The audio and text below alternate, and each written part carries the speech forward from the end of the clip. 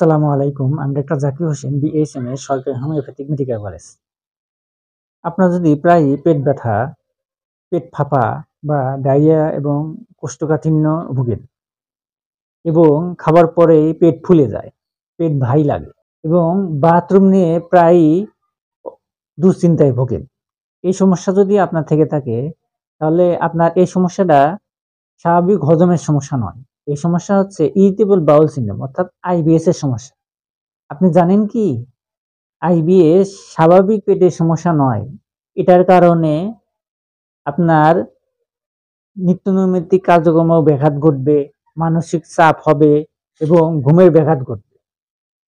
এবং এটা স্থায়ী সমাধানের জন্য আপনি অনেক চিকিৎসা করেও যখন রেজাল্ট পাবেন না, তখন আপনার জন্য একটা গুড নিউজ এই যে আইবিএস থেকে স্থায়ী সমাধান পেতে হলে আপনাকে হোমিওপ্যাথি চিকিৎসা করতে হবে।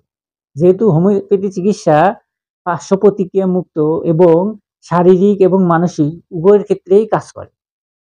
আর আপনার এই সমস্যা, শারীরিক এবং মানসিক সমস্যাকে স্থায়ীভাবে মুক্তির জন্য একজন রেজিস্টার অভিজ্ঞ হোমিও ডাক্তারের শরণাপন্ন হয়ে আপনার এই সমস্যাগুলো যদি ডিটেলস বলতে পারেন এবং ডাক্তার যদি আপনার ডিটেলস সমস্যা শুনে প্রেসক্রিপশন করে ফুড চার্ট সহ আপনাকে চিকিৎসা করে, তাহলে আপনার এই দীর্ঘমেয়াদী পেটের পীড়া আইবিএস থেকে মুক্তি পাবে।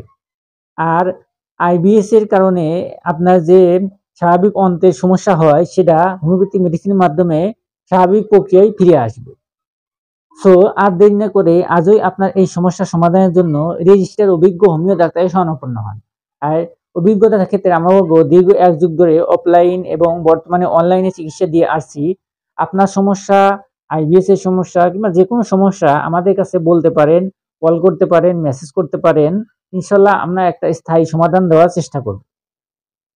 সো আর দেরি না করে আজই যোগাযোগ করুন এবং হোমিওপ্যাথি চিকিৎসা নিয়ে আপনার সমস্যার সমাধান করে স্থায়ী মুক্তি পান।